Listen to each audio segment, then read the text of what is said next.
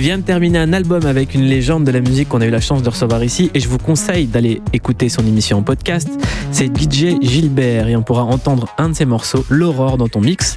DJ Gilbert et toi, vous avez un point commun, vous faites des rêves chelous et vous les mettez en musique. Lui met ses rêves en musique. Oui, remarque, moi aussi ça m'est déjà arrivé en fait, maintenant que tu le dis. Ouais, parfois, j'ai des textes qui me viennent en rêve. Mais bon, lui, il en a fait un systématisme. Moi, c'est une fois de temps en temps. Ça a été quoi ton premier contact avec la musique ? Franchement, j'ai pas souvenir de pas avoir eu de musique dans ma vie. Elle était toujours un peu là. J'ai un grand frère, faut dire. Ouais. Qui est DJ aussi. Ok. Guido. On embrasse. Et il y avait tout le temps de la musique dans sa chambre. Mm-hmm. Donc moi, c'est là que j'allais, vers sa chambre. Et c'est quoi ton premier choc musical ? Mon premier choc musical, ça devait être un truc genre Gotenner, tu sais, un truc comme ça, un truc d'enfant. Mais c'est fou l'influence de Gotenner sur notre génération quand même. Mais c'est parce que c'est génial. En fait, quand j'ai réécouté des années plus tard, j'ai halluciné sur la qualité des arrangements vocaux, des mélodies. Ouais. Mais pas seulement les textes, de tout. Enfin, c'est génial en fait. Gotenner, c'est un génie cet homme. En tout cas, Richard Gotenner, si tu nous écoutes vraiment, on rêve de te recevoir dans Verven Underground. Je tutoie Richard Gotenner. Ouais, je suis un ouf, c'est 2022. Je pense que c'est un mec à la cool, tu peux y aller. Ouais. Dans la voiture ivre, Judarowski, tu dis c'est un rêve que je fais souvent, assis dans une voiture ivre, lancée à allure vivre et personne au volant. Ce rêve, je le fais souvent, ligoté par ma ceinture. C'est vrai que c'est un rêve que je faisais souvent, mais depuis que j'ai fait cette chanson, je ne le fais plus. Je suis guéri. Est-ce que la musique te permet justement de libérer un peu des démons, des monstres, de les sortir et de les donner comme ça ? Plus que je l'aurais pensé, mais je m'attendais pas à ce que ça fasse ça, mais c'est ce qui est arrivé pourtant. Et cette nuit, j'ai rêvé que je portais un t-shirt blanc et aujourd'hui j'ai mis un t-shirt blanc. Donc tu vois, même un col roulé blanc. Et ça, c'est incroyable. T'as grandi en banlieue parisienne. Ton premier disque, tu l'as eu le 12 février 1983, le jour de tes 4 ans. C'était un 45 tours des Sparks. Womp That Sucker. Mais comment est-ce que tu es aussi bien informé ? C'est ouf. Tu es dans Verven Underground. C'est Delphina, ta nourrice, qui te l'a offert. Ouais, on l'embrasse très très fort. Elle t'a emmené chez Monoprix et elle t'avait dit de choisir un disque. Ouais, parce qu'à l'époque, on pouvait acheter les disques au Monoprix. Mmh. Et donc, je savais pas lire. J'ai choisi à la pochette. Mmh. La pochette, c'était les deux frères des Sparks habillés en boxeur. Les frères Maël. Et au dos de la pochette, on en voyait un des deux victorieux et l'autre KO au sol. Et je me suis dit, waouh, putain, c'est génial, ça raconte une histoire. Mmh. Et voilà, c'est pour ça que j'ai acheté ce disque. Et j'aime encore les Sparks aujourd'hui. Et d'ailleurs, il y a un film incroyable sur les Sparks qu'il faut aller voir, un documentaire qui est sorti cet été au cinéma, qui j'espère ressortira en VOD. Et puis le film d'Annette, tout simplement, dont ils ont fait la musique. Donc ça a été un peu une année chaude pour les Sparks. Ouais, j'ai vu les deux, bien sûr. Lequel est le meilleur ? Je préfère Annette parce que moi j'adore les comédies musicales. Mmh. Alors là, une comédie musicale réalisée par Léo Scarax sur une musique des Sparks, c'est bon, j'étais tellement hypé. T'étais comme un fou. Ouais. Pas déçu. Pas du tout. La musique, c'est quelque chose que tu partages justement avec ton grand frère. Guido, il fait partie du groupe Acid Arabe. Acid Arabe, c'est un groupe qui joue dans les clubs du monde entier, qui mélange musique électronique et musique orientale. Et quand Guido est parti de chez toi, il a laissé plein de CD que t'écoutais. Il te faisait aussi des compilations sur cassette sans jamais te mettre la tracklist. Et donc ça t'a permis de découvrir la musique, d'aller fouiller et d'aller chercher. C'était un peu Shazam avant l'heure en fait, ton frère. Ouais, un peu. Disons que toute la musique que je connaissais, c'était celle que Guido avait dans ses CD. Mmh. Et donc, ouais. Après, par la suite, j'ai découvert la médiathèque. Wow. Et là, il y avait encore plein d'autres CD. Et j'ai pu élargir mes horizons. T'es un consommateur compulsif de musique ou un collectionneur ? Non, un peu les deux. Mmh. Mais c'est vrai qu'en vieillissant, j'ai tendance à revenir sur mes acquis, à moins être dans la découverte. Ceci dit, j'ai encore des potes qui sont des gros playlisteurs, donc ça me permet de quand même entendre. Enfin, tu vois, je leur fais confiance et j'écoute des trucs, mais il y a de plus en plus de filtres entre la musique et moi. Et tu fais confiance aux algorithmes ? Très souvent, ils m'ont fait des bonnes surprises. Mmh. Mais je préfère les potes, quoi. Tu vois, le pote qui dit tiens, écoute ça. Je sais pas, il y a un truc en plus. Et c'est pour ça que t'es là ce soir. À 18 ans, tu te prends une claque en écoutant Kraftwerk et le morceau Trans Europe Express. Et on écoute un extrait. Ce qui est dingue, c'est que ce morceau, il a été samplé par Afrika Bambaataa pour faire Planet Rock, par DJ Mehdi pour faire Wegro du 113. Et c'est un morceau qui a fait le lien entre la musique électronique, la culture hip-hop. Et il y a toujours eu des va-et-vient entre ces deux cultures grâce à Kraftwerk. C'est un morceau que je trouve magique. Ah, moi, je m'en suis toujours parmi des années après.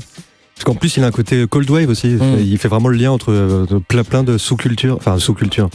En l'occurrence, la musique électronique et le rap, c'est pas des sous-cultures, mais tu sais, après, genre des sous-genres. Genre la cold wave, c'est un peu un sous-genre de la new wave. Et il y a tout ça en même temps. Kraftwerk, c'est fou comme ils ont ouvert genre 5000 portes en même temps. C'est un morceau qui me rappelle un club que t'as connu. C'est ce club, c'était le Pulp.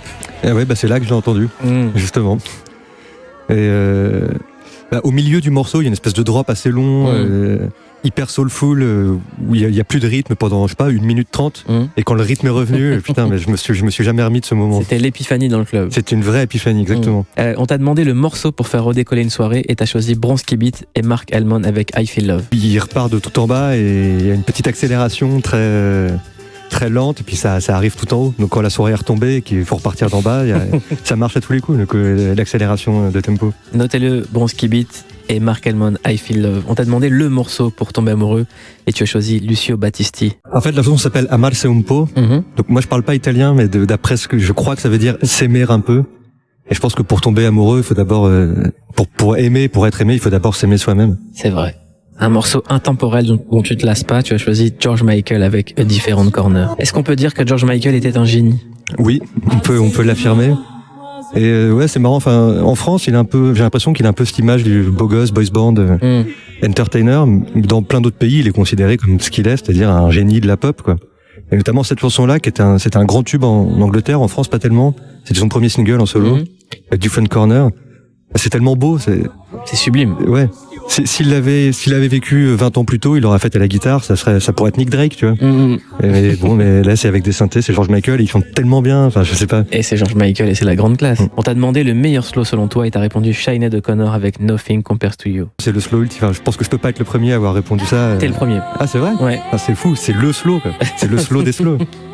Je veux dire, les slows, quand ils dansent le slow sur ça, quoi. Mais c'est Sinead O'Connor avec Nothing Compares to You. Notez bien pour votre playlist, c'est Jodorowsky. Et maintenant, un grand kiff. Je rappelle juste que ton album Avant-Après est toujours disponible. C'est sorti chez Pan European Recording et tu nous as fait un mix inédit pour les auditeurs de Verven Underground sur Europe 1. Qu'est-ce qu'il y a dans ce mix ? Déjà, j'ai mis un morceau de PKBB, qui est mon nouveau groupe.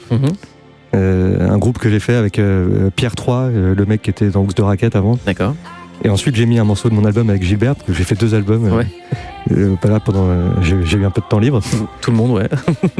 Et à la fin, j'ai mis un morceau de Fleur of Wood, qui est une chanteuse dont le disque est sorti là, ces jours-ci, qui s'appelle Les Chansons Naïves. D'accord. Et voilà, ça me fait plaisir de partager. C'est une très très belle chanson qui s'appelle Si tu veux vivre avec moi. Et voilà, je suis content de partager cette chanson avec les auditeurs de Europe numéro 1. Qu'est-ce qu'on peut te souhaiter en 2022 ? Que ce soit mieux que les 2 années précédentes, parce que j'étais vraiment pourri. Et qu'il y ait des concerts. Là, j'avais une date, elle est annulée. Ça commence tellement mal. T'inquiète pas, ça va bien se passer, je te jure. Ça va bien se passer, frère. Taos, tu viens d'ici les Moulineaux. Ouais. Tu as commencé par faire de la batterie quand tu étais adolescent. Exactement. À 14 ans, tu commençais à faire tes premières productions. Ouais, j'étais à la Fnac, acheté mon premier logiciel de musique électronique, 60 €, quoi. C'était quoi ce logiciel ? Samplitude Music Studio 16, donc des trucs qui n'existent vraiment plus, avec des petites boîtes à rythme, des petits vocodeurs, puis on s'amusait comme on pouvait, quoi. Et c'était quoi le déclic qui t'a fait dire je vais produire de la musique, je vais pas juste en écouter ? Je pense que c'est... 14 ans, c'est très jeune quand même. Je pense que c'est pas mal les bangers qui m'ont inspiré, tous les breakbeats, tout ça. Et puis en fait, je m'amusais déjà avec le petit Casio familial tout cheap qu'on avait à Noël, plus un looper, à faire des petites boucles. Et puis après, je me suis dit, pourquoi pas aller plus loin. Et puis ça lancé. Et banger et toute cette vague électronique, ça a donné envie d'aller plus loin. Et puis voilà, ça a avancé. Et donc là, tu passais comment ta vie d'adolescent ? T'étais plus dans ta chambre à faire de la musique ou avec les potes ? Un peu des deux, mais c'est vrai qu'il y a quand même un aspect très geek à la musique, donc je restais pas mal dans ma chambre à tester 2-3 trucs.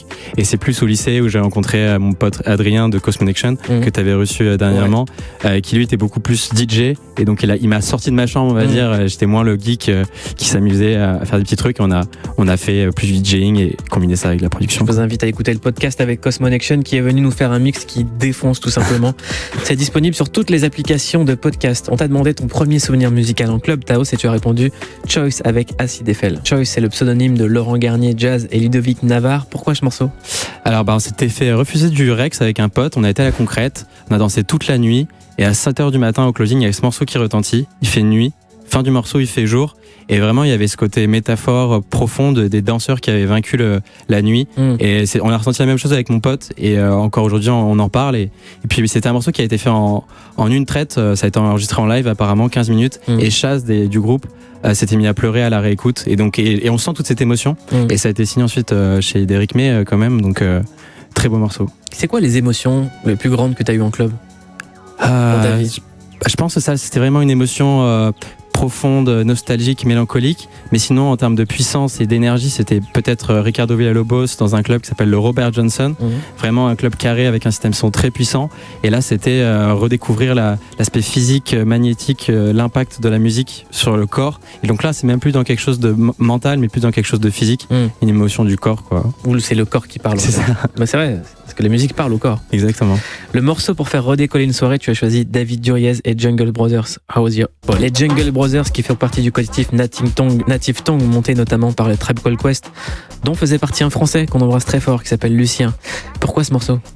Alors c'était lors de la release party de mon premier EP Nights, où je mixais à la concrète, donc au début. Les 2 premières heures, la première heure c'était un peu compliqué. Deuxième heure, je joue le morceau, la basse, le côté un peu rap des Jungle Brothers, le solo de saxophone, c'était parti, les gens ils étaient lancés et du coup toute cette énergie positive, quoi. C'était déjà arrivé un set où tu dis mais ça prend pas. Ah bah là c'était un peu le cas, mais ouais ça arrive souvent, mais au moment où ça prend, il y a une phase qui se crée, c'est là où il y a toute l'énergie, la communication, et il y a une osmose qui se passe, et c'est là où on se dit c'est pour ça qu'on fait ça, et ça vaut toute la frustration et tout le monde qui précède, quoi. Pourquoi est-ce que la concrète c'est si important comme fête pour les DJ ? Je pense déjà il y avait une programmation qui était magnifique, l'équilibre entre quelque chose de très terrien dans la cale, très physique, très puissant, et quelque chose de plus aéré sur le ponton, le côté boisé, il y avait tout cet équilibre là, et puis même les gens qui y allaient, et d'un système son de très bonne qualité. C'est aussi à Paris on n'a pas cette culture du système son, et c'était un des endroits où il y avait justement cette puissance sonore. C'est rare à Paris, les clubs où il y a du bon son. Ça, c'est frustrant. Ils préfèrent mettre l'argent sur les bouteilles et sur les éclairages, mais pas sur la musique. Ouais, c'est ce qu'on dit, c'est tout ce qu'on dit tous. On t'a demandé un morceau pour tomber amoureux et t'as choisi ça. Un artiste qu'on joue beaucoup dans Velvet Underground, c'est James Blake. 2019, il sortait cet album Assume Form et c'était coproduit avec Metro Booming. Et je trouve que ce qui est dingue dans cet album-là, c'est que c'est Metro Booming qui est le roi des beats froids et de la trap, arrive à sortir un album ultra électronique et mélodieux. Et très profond, là, il y a quelque chose de presque de religieux, je trouve, dans ça, presque comme du gospel, très chaleureux, mais comme tu dis, avec une production très électronique, des synthétiseurs, des boîtes à rythme. Mais sur la fin de ce morceau, ça s'ouvre sur quelque chose de symphonique, musical, où il y a des cordes, il y a des cuivres, et c'est magique. Et c'est aussi un peu, en tant que producteur de musique électronique dans sa chambre geek, on aimerait plus tard avoir les moyens de pouvoir faire des morceaux orchestraux, quoi. Est-ce que les barrières, elles ont été brisées justement entre la trap, déjà, c'est de la musique électronique, le gospel, la soul, on a l'impression que tout est en train de tomber, toutes les barrières tombent en fait. Ouais, totalement, et c'est génial l'hybridation, c'est ce qu'il y a dans la musique électronique, c'est ce qu'il y a dans, je sais pas, même la samba qui vient des esclaves africains, de tous les styles, c'est vers là où la musique va être la plus riche, la plus belle, et même socialement, on crée des connexions entre des cultures, donc c'est génial. C'est Miucha et Antonio Carlos Jobim, Samba do Avião, la samba de l'avion.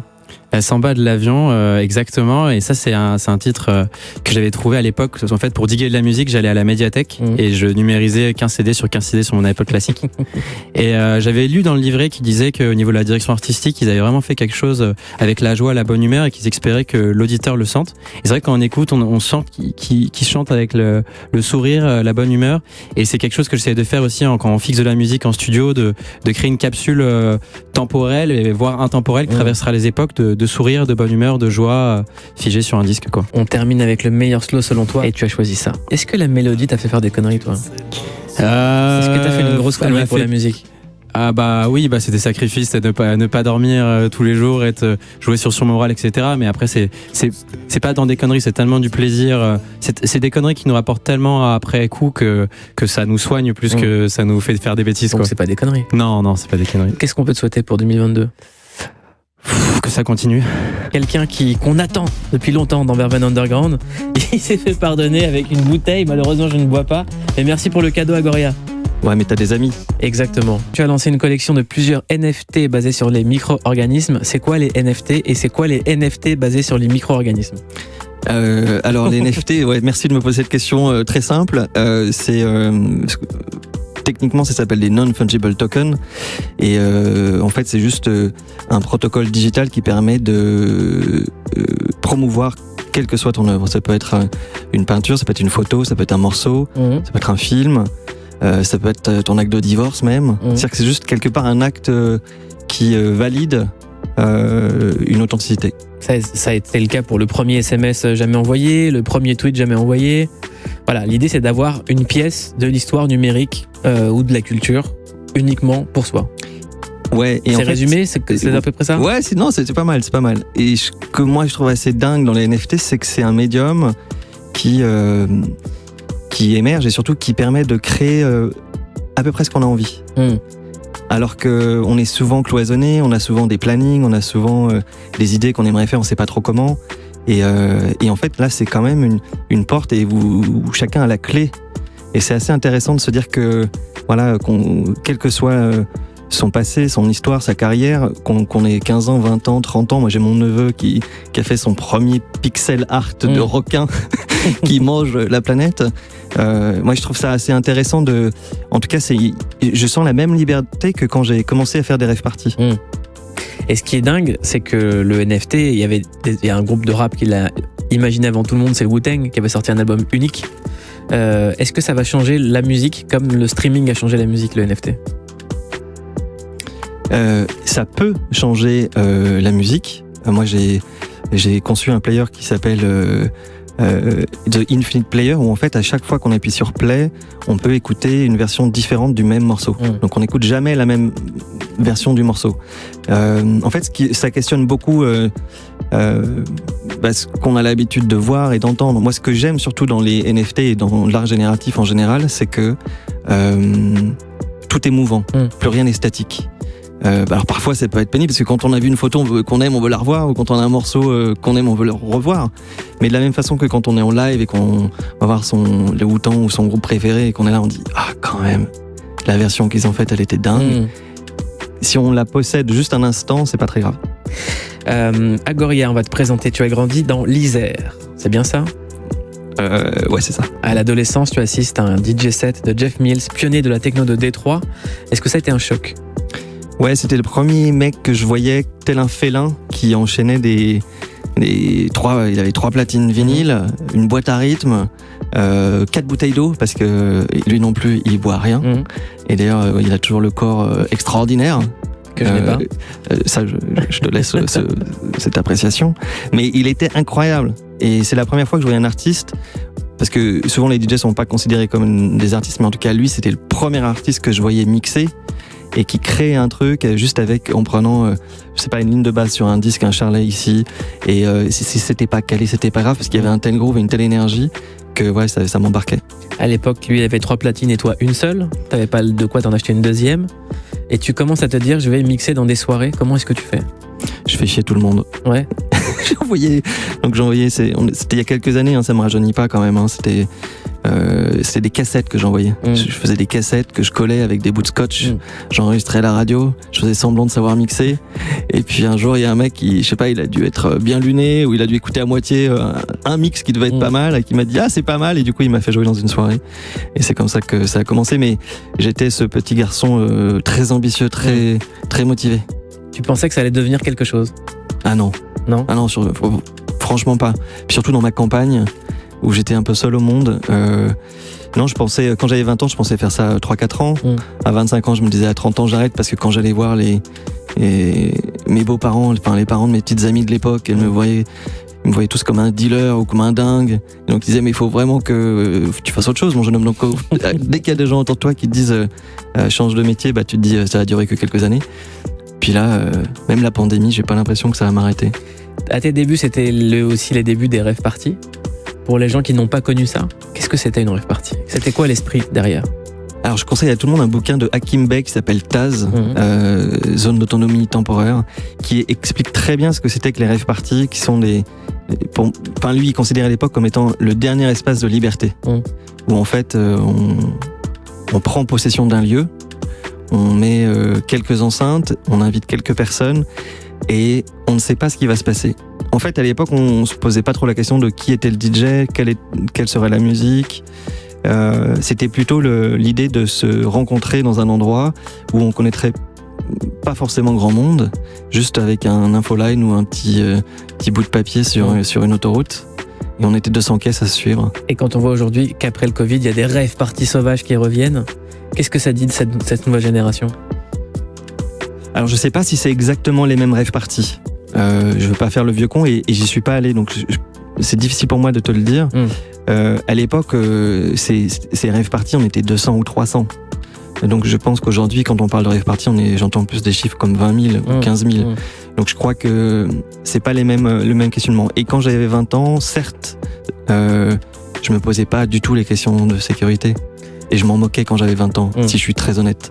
La seule fois où je me suis dit qu'en fait on avait quand même souvent pris des gros risques, c'est quand ils avaient délocalisé la Love Parade de Berlin, j'ai oublié la ville en Allemagne, où il y a eu un mouvement de foule et où il y a eu, je crois, une quinzaine de morts.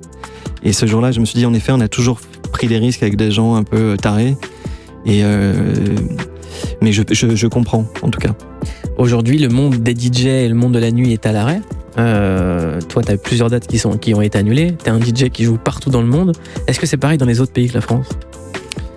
Non, c'est pas partout pareil. Et en fait, ça dépend des saisons. C'est-à-dire que il y a quand même quelques pays, aux États-Unis notamment, au Mexique, où c'est encore possible de mixer aujourd'hui. L'Allemagne, ils nous ont dit vous pouvez venir, mais par contre, vous pouvez pas danser. Donc forcément, ça donne pas trop envie de faire cette soirée. L'Espagne, ils ont été encore ouverts très récemment. Je pense que chaque pays a un peu son protocole et sa façon de l'appréhender. Les Hollandais, ils ont été beaucoup plus durs que nous et ils le sont encore. Je crois que chaque pays est différent. Ouais. Est-ce que tu penses que la fête va redécoller ? Alors je crois pas qu'elle se soit arrêtée. Je crois que les gens font quand même toujours la teuf. Ils le font peut-être plus en cercle intime. Mais je pense qu'elle va être... J'avais fait quelques dates assez incroyables dans des pays comme la Bosnie qui sortaient de climat de guerre. Donc je prends un peu attention quand je fais ce parallèle. On sort pas d'une guerre non plus, mais l'énergie était extraordinaire. Et on l'a vu quand même, je pense, la majorité du public et des artistes cet été, les teufs, elles étaient quand même assez folles. Et on avait quand même une énergie de dingue. Donc je crois que oui, ça sera encore plus fort. En tout cas, on espère que tu vas faire redécoller la soirée. On t'a demandé le morceau pour faire redécoller une soirée et t'as choisi ça. En fait, il y a quelques morceaux comme ça qui deviennent universels, enfin, mon oreille qui deviennent universels et qui sont un peu des morceaux qu'on peut jouer à peu près n'importe quand. C'est-à-dire que c'est un morceau où si on est dans une sorte de tunnel techno et on se dit putain là quand même on va quand même un peu respirer, bon, on met ce morceau et là tout le monde s'éclaircit. Et si on n'est pas très en forme et on voit que ça décolle pas en ce morceau, et ben tout le monde s'éclaircit. Et si on trouve qu'on a une jeune demoiselle là-bas qui s'embête et qu'on se dit c'est pas normal qu'elle s'embête, et ben se commence à moins s'embêter. Et si on a ses potes qui sont là et qui disent tu veux pas nous mettre un morceau un peu cool, voilà, il répond à toutes les exigences. On t'a demandé le morceau pour tomber amoureux et tu as répondu ça à Goria. C'est deux de mes artistes préférés, Fortet et Caribou. Et je pense que c'est l'union de ces deux artistes, elle est extraordinaire sur ce morceau. Chaque fois, il y a un côté magique. Qu'est-ce qui te fait tomber amoureux dans ce morceau ? Alors en fait, pourquoi j'ai choisi ce morceau, c'est que comme il est magique, et je me dis que quand on tombe amoureux de quelqu'un, on sait pas vraiment pourquoi. Et donc je me suis dit que voilà, ça collait. Mais c'est une question où je pense que demain je te dirai autre chose. On t'a demandé le morceau intemporel dont tu te lasses pas et tu as répondu ça. Techno de Détroit, un des premiers disques que tu as acheté. Ouais, je pense même quasi le premier que j'ai acheté. C'était un hit quand même à l'époque, ça passait sur Europe 1, sur Énergie. Et donc c'est comme ça que je l'ai découvert à 12 ans. J'étais pas déjà un esthète des magasins de disques, donc Kevin Saunderson est devenu ensuite un pote. Et ouais, non, c'est un morceau qui respire la bonne humeur. Et quand on devient pote avec une de ses idoles, qu'est-ce que ça fait ? Bah c'est un peu comme si, je sais pas si mon premier disque avait été Madonna, qu'elle me demandait de le remixer. Moi, mon premier disque c'était Kevin Saunderson. Je réfléchirai la prochaine fois dans ma future vie, je prendrai peut-être Madonna. On t'a demandé le meilleur slow selon toi et t'as dit moi les slows c'était pas du tout mon truc. Traumatisme d'enfance, d'adolescence. Ouais, j'ai dit ça. Ah ouais. Ouais, ben en clair les slows, je pense que je suis venu DJ parce que je savais pas danser déjà. Et puis parce que je savais pas draguer. Et puis parce que j'étais très timide. Et donc en fait le seul endroit où un grand timide pouvait se cacher, c'était derrière les platines. Puis c'est avéré que ça a bien fonctionné pour moi, mais ouais, c'était plutôt ça l'idée. Et ça fonctionne aussi derrière un micro. Je rappelle que l'album Point Dev est sorti et que tu as lancé une collection de plusieurs NFT basés sur les micro-organismes. Merci beaucoup d'être venu avec nous. Alors merci, enfin, ça fait plaisir. Merci pour ce superbe cadeau.